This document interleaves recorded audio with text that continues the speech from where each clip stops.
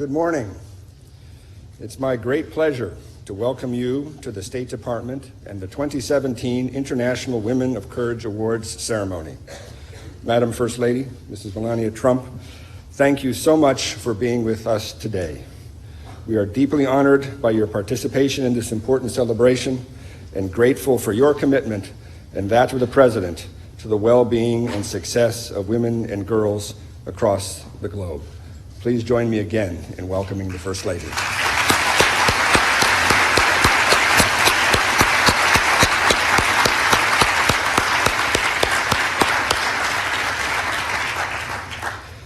I would also like to welcome the members of the Diplomatic Corps who are with us here today, and of course, the women joining us on this stage, the 2017 International Women of Courage. Thank you very much.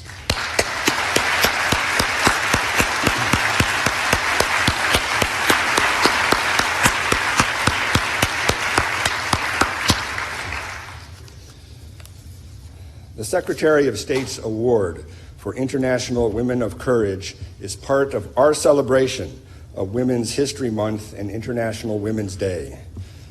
The Secretary wanted to be here to present these awards himself. Regrettably, he is on his way to Ankara and Brussels, but he extends his heartfelt congratulations to these honorees. Since 2007, this award has honored women from around the world who have exhibited exceptional courage and leadership, who have drawn strength from adversity to help transform their societies. These women have mobilized public sentiment and their governments to expose and address injustice, speak against corruption, prevent violent extremism, and stand up for the rule of law and peace, often with little more than their voices and sheer determination. We are honored to recognize this incredible group. Shortly, you will hear each woman's story. They are an inspiring reminder of how individuals can make a difference. Taken together, they provide a powerful message of courage and leadership. As we celebrate the accomplishments of these women, we also provide them with a platform for telling their stories. After this celebration, they will participate in a State Department-sponsored exchange program to engage with American audiences around our country, contributing to the tradition of people-to-people diplomacy. The United States is proud to honor these leaders as part of our commitment to advance the status of women and girls around the world. I want to take a moment to thank my colleagues in the Secretary's Office of Global Women's Issues for the work they do to ensure that gender equality and women's empowerment are integrated into our foreign policy. I also want to recognize the Bureau of Educational and Cultural Affairs, whose programs, like the International Visitors Leadership Program on which these women are about to embark, are an important element of our diplomacy. The work of our colleagues here at the State Department embodies a commitment that comes from the very top of our administration. As Secretary Tillerson has said, there is study after study to confirm that when you empower women in these developing parts of the world, you change the future of the country because you change the cycle within the family. Women's empowerment is not just a moral imperative, it is a strategic investment in our collective security. In short, when women do better, countries do better. Women's security is a matter of international security. Without it, we all lose. President Trump and his administration are committed to expanding opportunities for women and girls domestically and across the globe. On February 13, President Trump and Canadian Prime Minister Trudeau launched the United States-Canada Council for Advancement of Women Entrepreneurs and Business Leaders. On February 28th, President Trump signed 2 bills into law.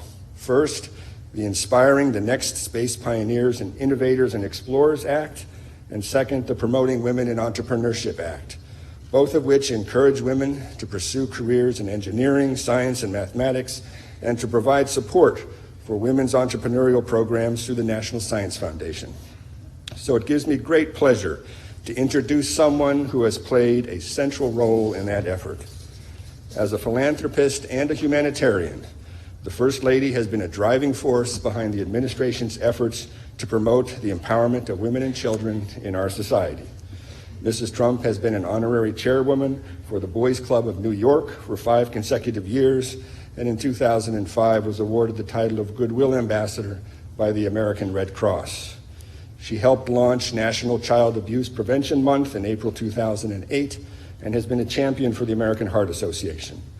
Her deep concern for issues affecting women and children continue as she is focused, as First Lady, on the challenge of cyberbullying among our youth. Ladies and gentlemen, please join me in welcoming the First Lady of the United States, Mrs. Melania Trump.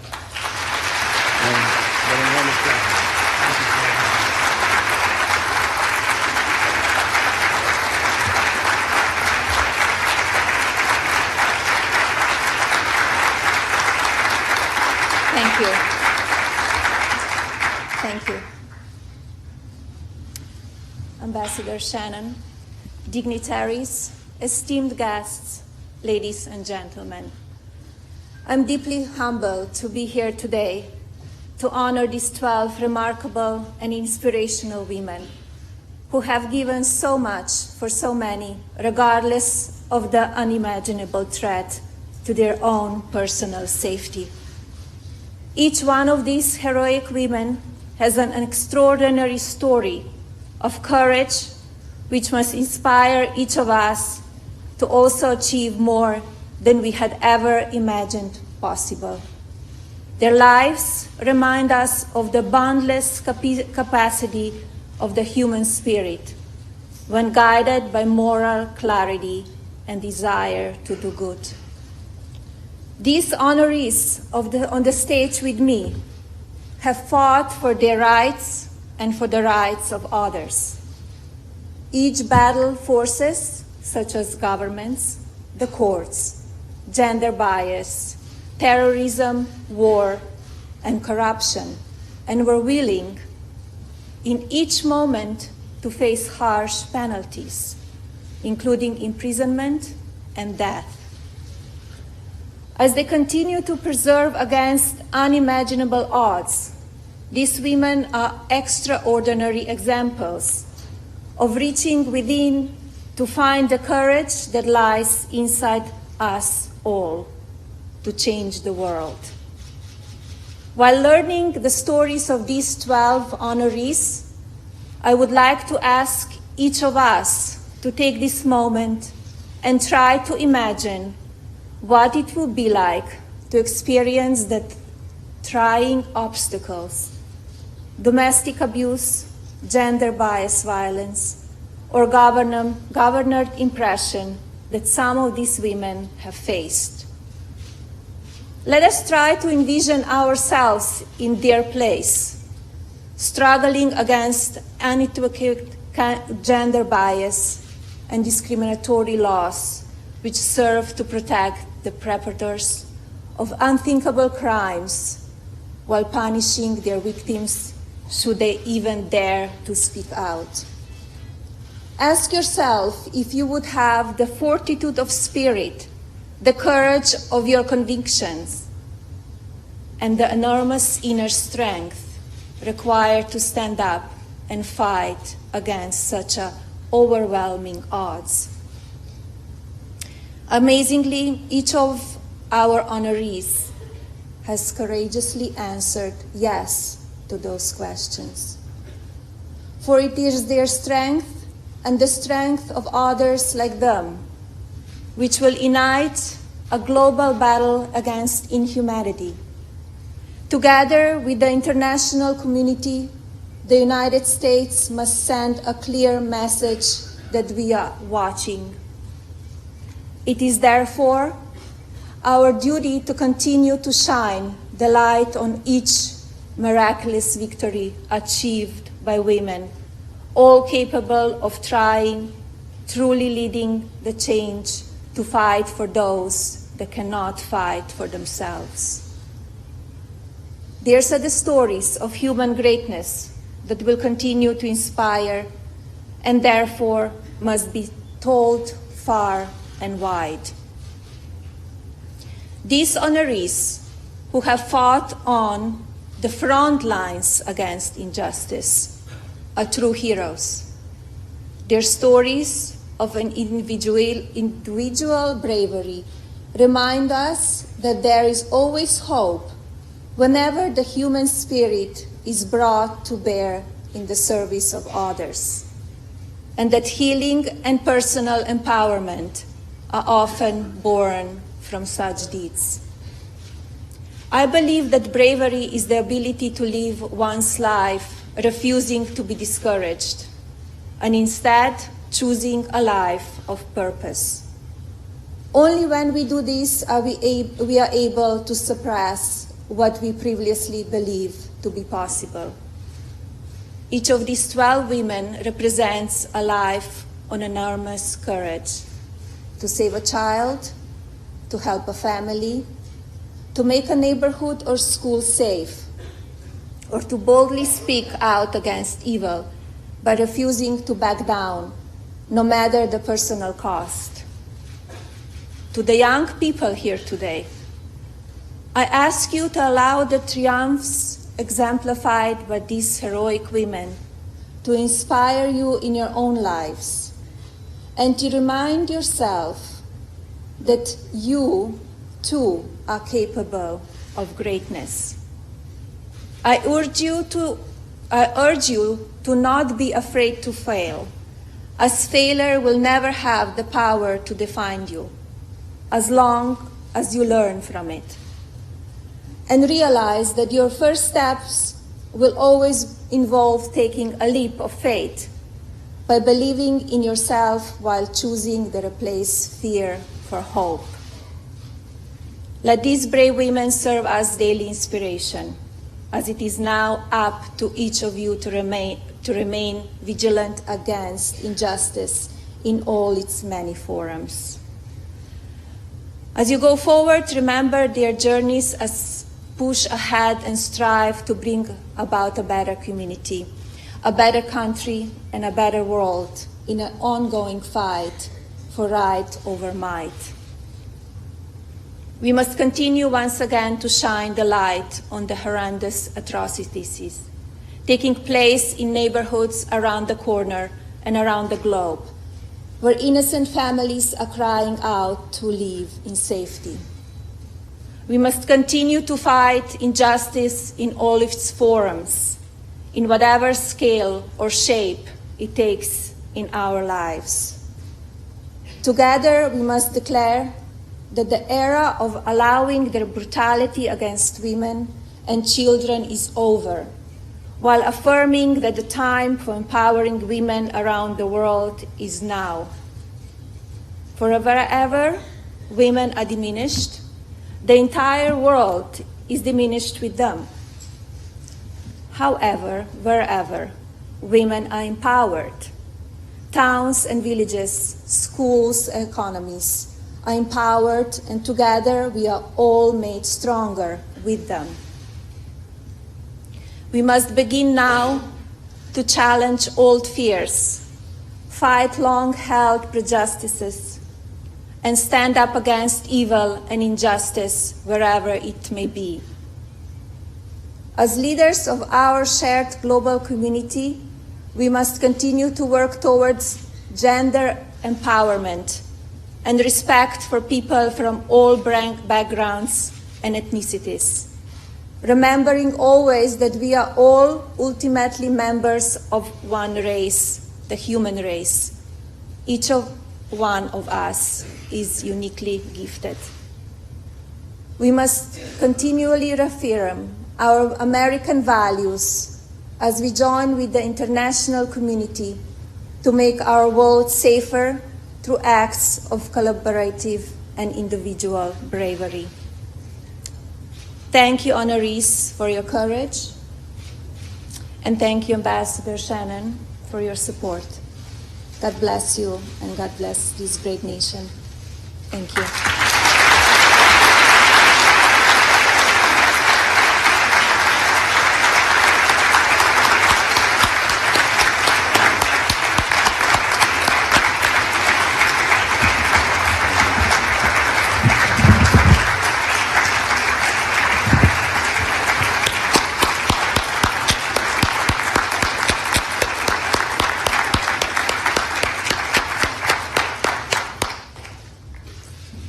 Thank you very much for your inspiring words. And once again, thank you for honoring us with your presence here today. As the First Lady noted, courage takes many forms.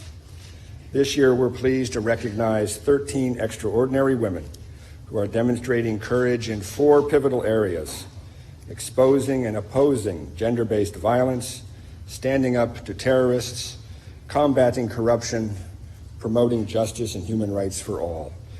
12 of them are here today. We will call each one here to the podium next to the First Lady to receive her award, and then have an opportunity to hear from some of the awardees. The first awardee is Sharmeen Akhter of Bangladesh. Sharmeen, who recently turned 17, defied intense family pressure to marry a man decades older when she was just 15, despite there being a law in Bangladesh that prohibited early and forced marriage. Holding her ground and filing charges against her own family, Sharmeen gained the support of a newspaper journalist who helped to expose the case, and she won the right to continue her education. In standing up for her rights, she sets a precedent for other girls and their families to invest in their girls and envision a new future of opportunity for them. Sharmeen is being honored for her exceptional courage and perseverance to break the silence around early and forced marriage, and for being a role model for other girls who suffer needlessly from this harmful practice. Sharmeen.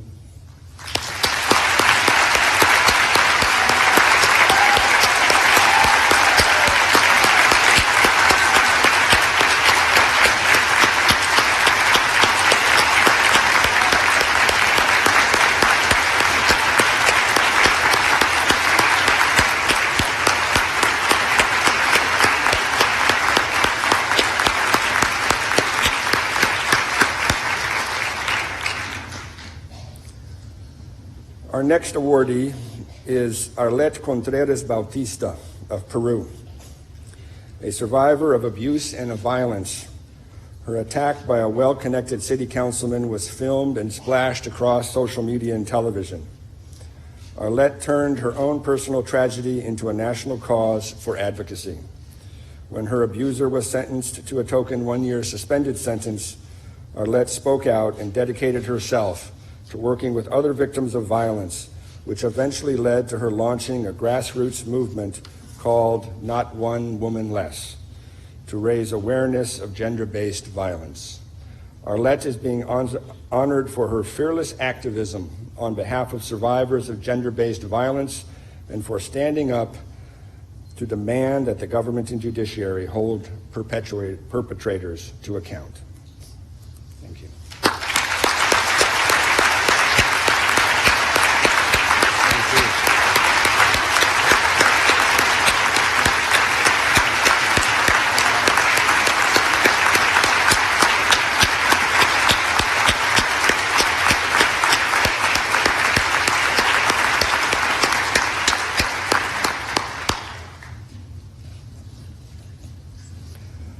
Our next honoree is Maleboho Molefa from Botswana, a beautiful country. A former national basketball player who had her whole life ahead of her, Maleboho was brutally assaulted at the hand of an ex-boyfriend, escaped death, and now uses a wheelchair due to the injuries she endured. Maleboho has dedicated her life to teaching other girls to fight harmful gender stereotypes and domestic abuse. Maleboho is being honored for her tenacity, strength, and resilience to help other women and girls overcome the scourge of domestic violence, especially those who have become disabled as a result of such abuse.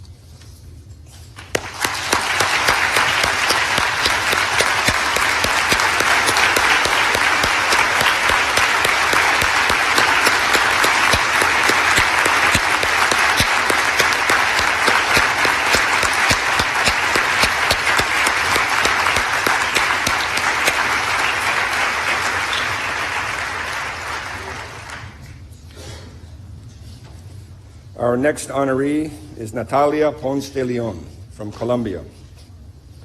In surviving a sulfuric acid attack by a stalker, Natalia underwent multiple surgeries to address burns to her face and body. She calls her recovery a rebirth, which led her to start her own foundation to help other acid attack survivors. As a result of her advocacy, the Colombian Congress passed the Natalia Ponce de Leon law in January 2016. Natalia is being honored for her relentless pursuit of justice against acid attacks and fighting for the promotion of a law to hold perpetrators to account. Natalia.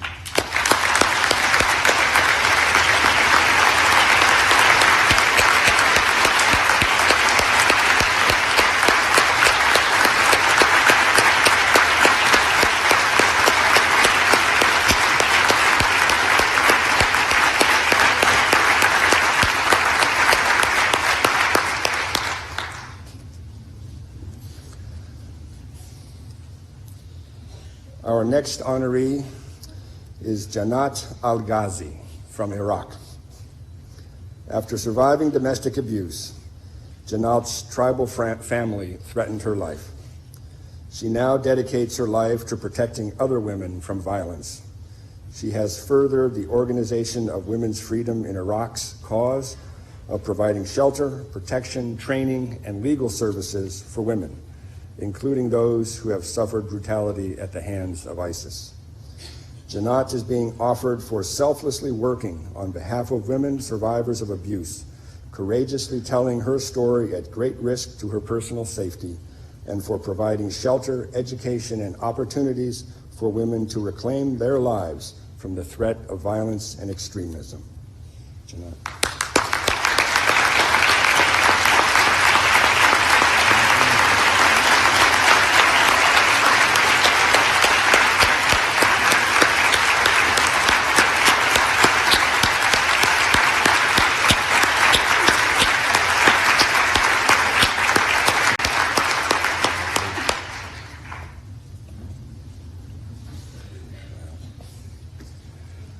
Our next honoree is Major Ashatu Eseka Usman of Niger.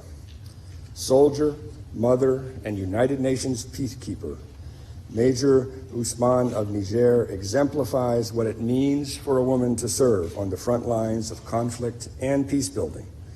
She has not only helped people deal with the trauma caused by conflict and the threat of violent extremism, including Boko Haram, she also understands the deep need for social services to pave the way to recovery for families affected by war and conflict.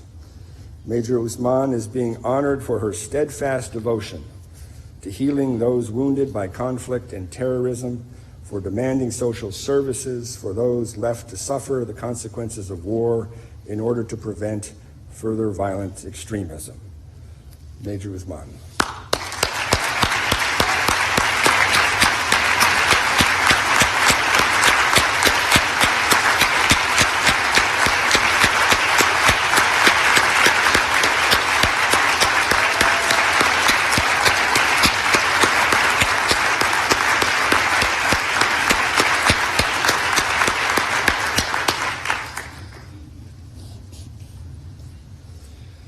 Our next honoree is Veronica Simoigan from Papua New Guinea. Founder of the Family for Change Association and advocate for women and girls in Papua New Guinea, Veronica lives and works in a country where 2/3 of women and girls have been physically and sexually abused due to their gender. Despite facing death threats for her work with survivors, Veronica has devoted herself to helping others and to building relationships with local law enforcement and men and boys to overturn the cultural norms that deprive women and girls of their status and basic rights. Veronica is being honored for her relentless dedication to protecting victims of violence and vulnerable women and children, and for the pursuit of supportive partners in men and boys to make her country a violence-free society. Veronica.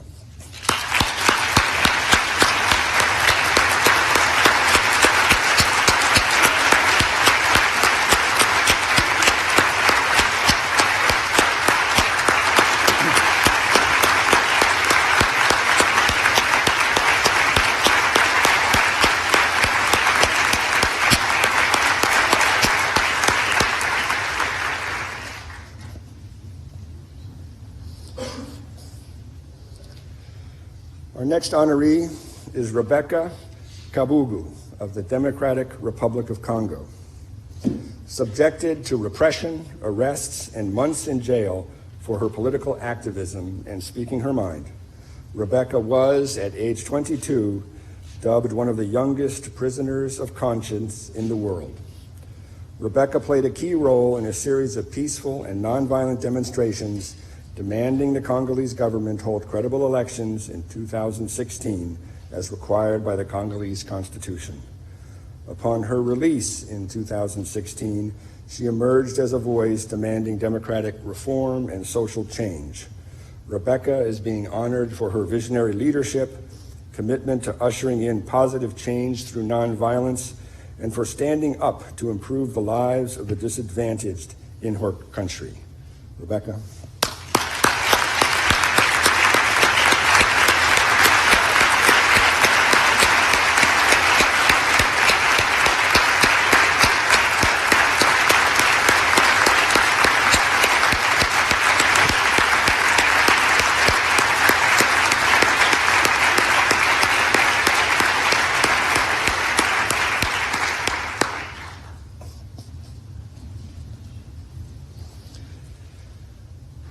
Our next honoree is Sandra Ekniliagoda from Sri Lanka. When her husband, a well-known political cartoonist and journalist, disappeared in January 2010, Sundya resolved to seek the truth about his faith. She appeared in court more than 80 times in the face of obstructionist judges and authorities. Sundya has become a symbol for the many thousands of persons who have suffered the loss of disappeared relatives over the course of the 27-year civil war and earlier insurrections.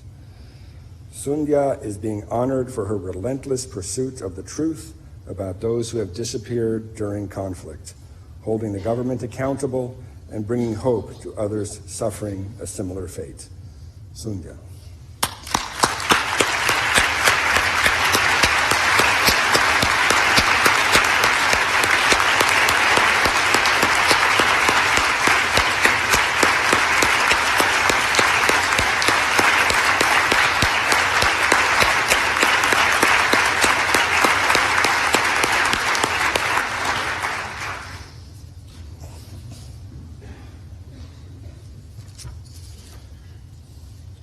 Our next honoree is Sadat Uzkan of Turkey. As an elementary school teacher, Sadat took the rare and bold step of exposing the sexual abuse of children by the principal of a small village school. Even after suffering a debilitating car accident that left her incapacitated for months, she refused to back down from her claims, despite pressure from the authorities and threats by other teachers. Sadat is being honored for her unwavering determination to uncover generations of sexual abuse of school children, particularly girls, and for her integrity in pursuing justice in the face of government pressure and apathy. Sadat.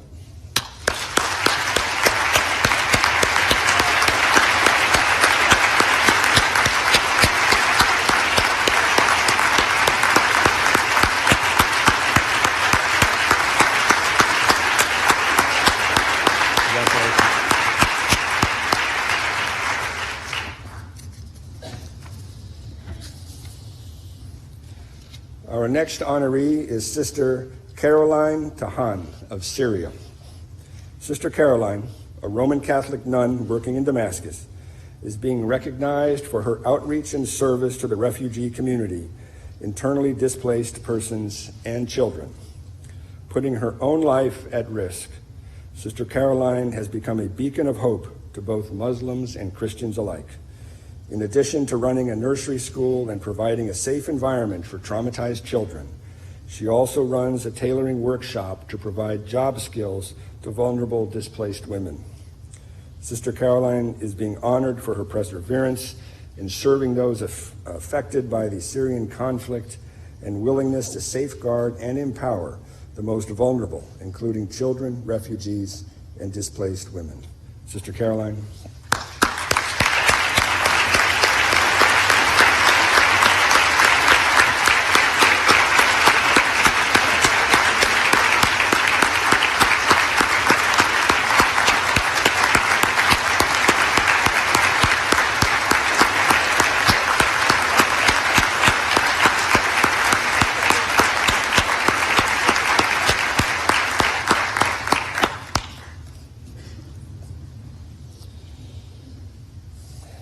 next honoree is Fadia Tabet of Yemen, a child protection officer and reporter on human rights violations in southern Yemen during the recent conflicts. Fadia risked her life to protect the region's children from Al-Qaeda and Houthi militias. Her acts of courage dissuaded young boys from joining terror groups and militias. She exposed Al-Qaeda's Yemeni branch, Ansar al-Sharia, as a recruiter of child soldiers, as well as documented human rights violations by other armed groups for the United Nations. Fadia is being honored for putting her own life at risk to protect children from being recruited by terrorist groups and militias, and her bravery in exposing the human rights violations and crimes committed by various armed groups. Fadia.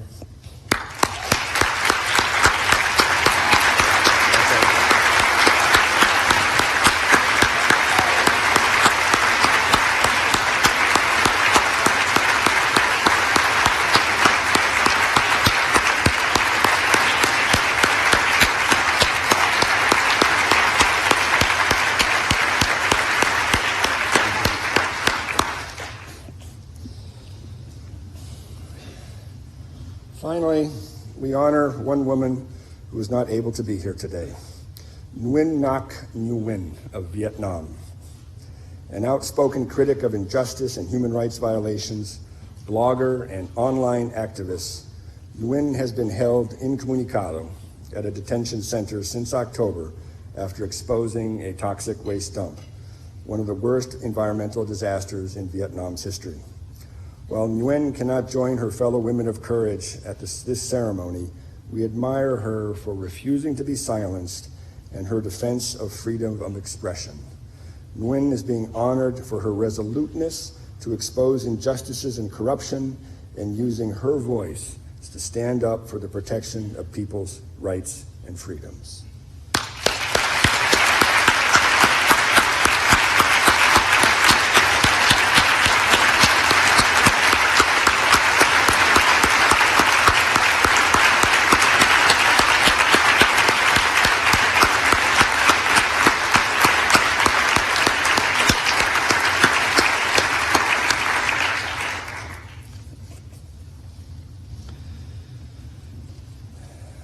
Now, it is my pleasure and my honor to introduce two of our international women of courage who will give remarks on behalf of the group.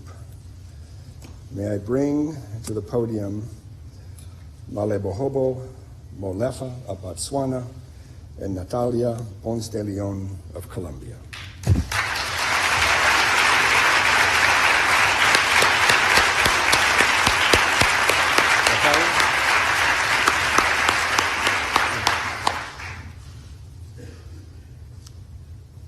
First Lady Melania Trump, distinguished guests, ladies and gentlemen, good morning. Today for me marks the pinnacle of every woman's success story. I am greatly honored to speak on behalf of the phenomenal awardees. Oftentimes, we work selflessly, we sacrifice so others can learn from us. We allow ourselves to be brave despite the ridicule, the judgments, and the societal pressures. This moment is for everyone who has supported me, most importantly, my family and my friends, and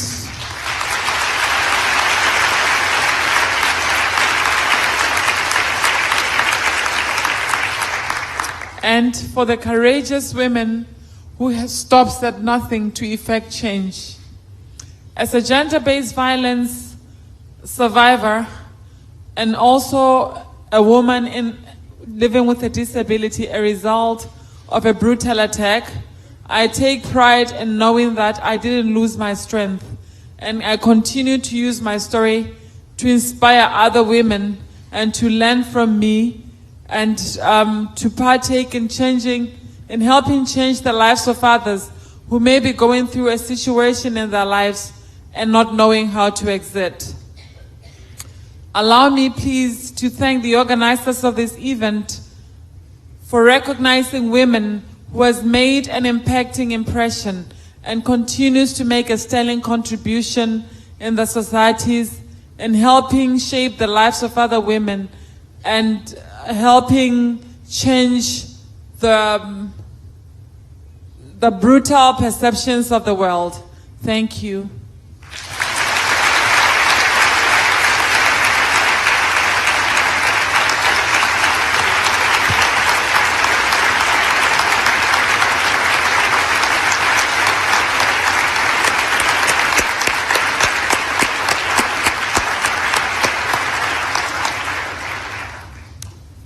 Hello, everyone.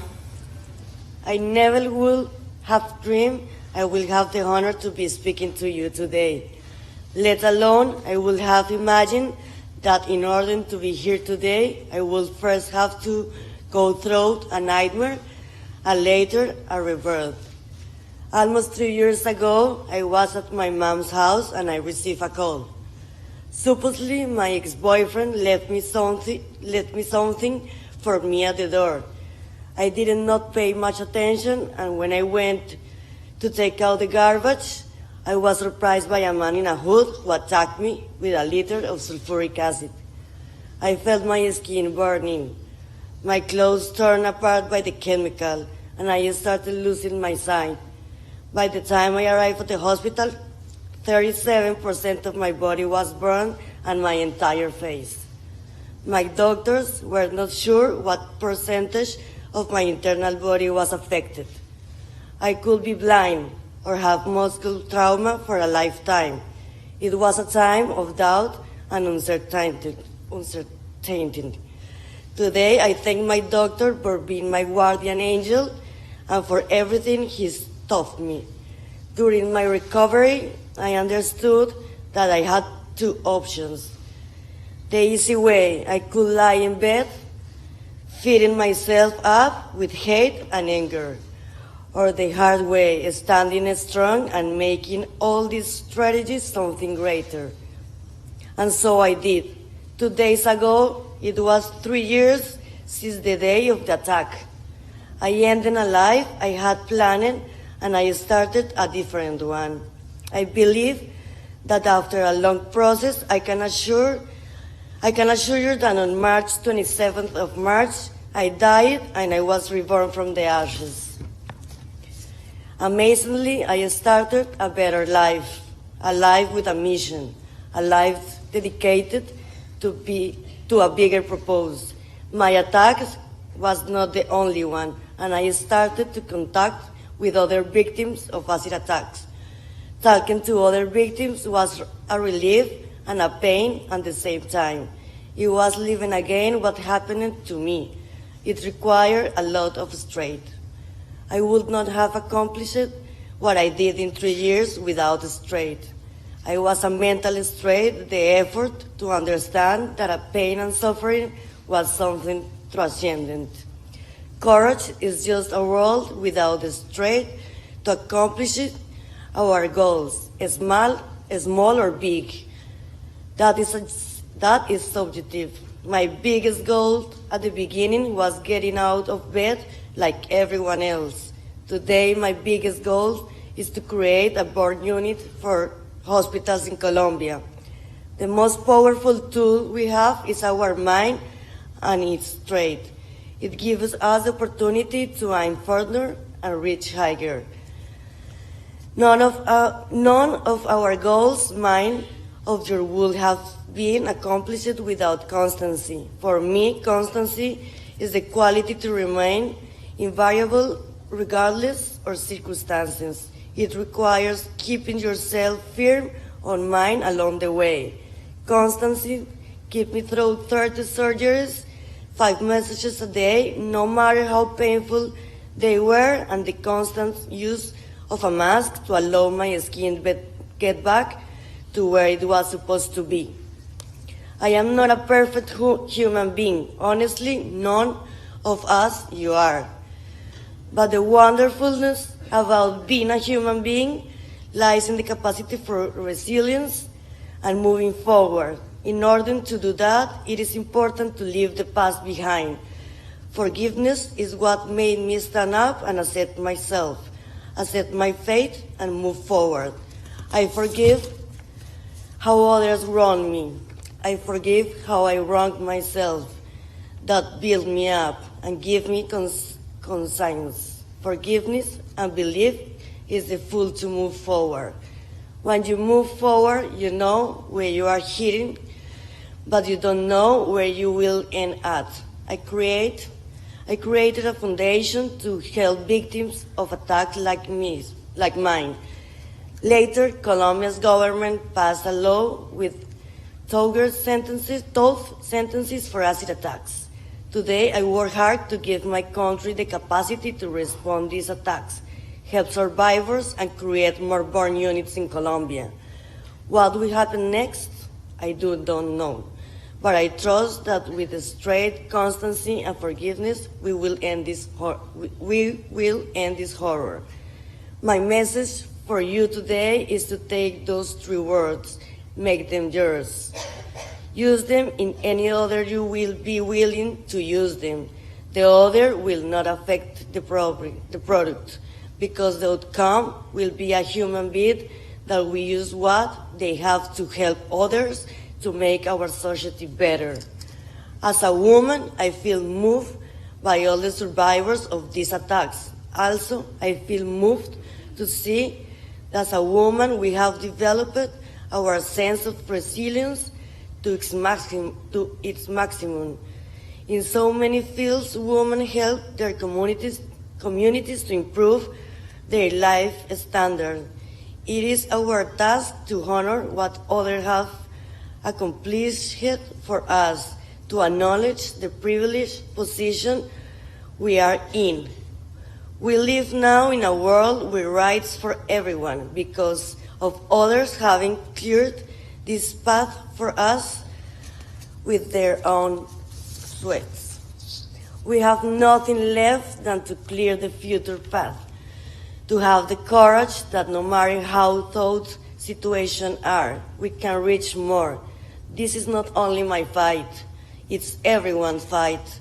Because tomorrow this could be your son's story, your daughter's story, or your own story. It is our task to keep the future bright. To all my fellows today here, awareness here today, I salute you for your resilience and your courage. Thank you so much.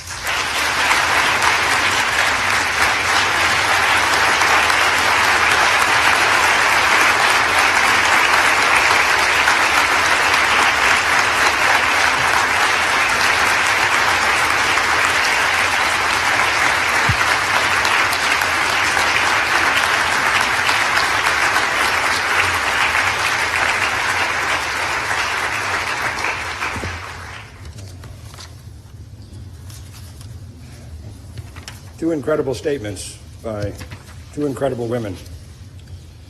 There's really nothing left to say,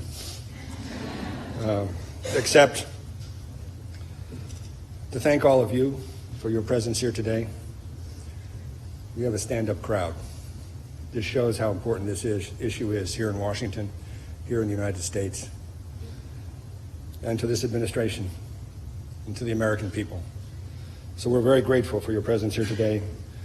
Once again, we are grateful for the presence of the First Lady. Ma'am, again, you have honored us. Thank you.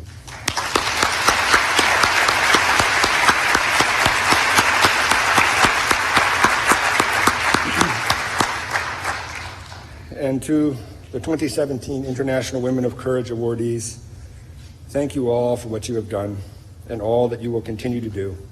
Thank you for your bravery and your commitment. We honor you and we honor your work.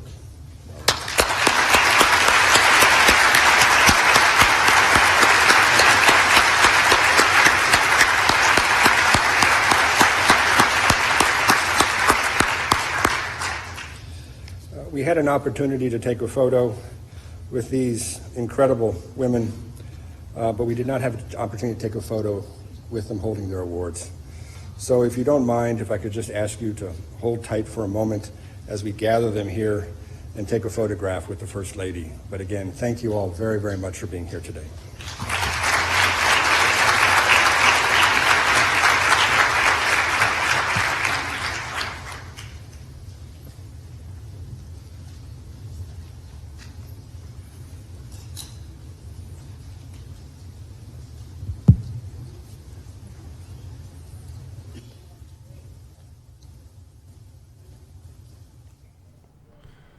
You have been looking live at the First Lady of the United States, Melania Trump, giving out awards to various women from across the world. We are now going to go to our coverage of today's White House press briefing on the other stream. If the moderators would post that link to the press briefing, which will begin momentarily. Spicer is going a little bit early today, so we're going to switch over to our feed of the White House press briefing. Steve Lookner is standing by in studio, is going to give a short pre-show, and then we'll have the White House press briefing with Press Secretary Sean Spicer. So if you could just now leave this stream and go to our other stream, it will begin momentarily.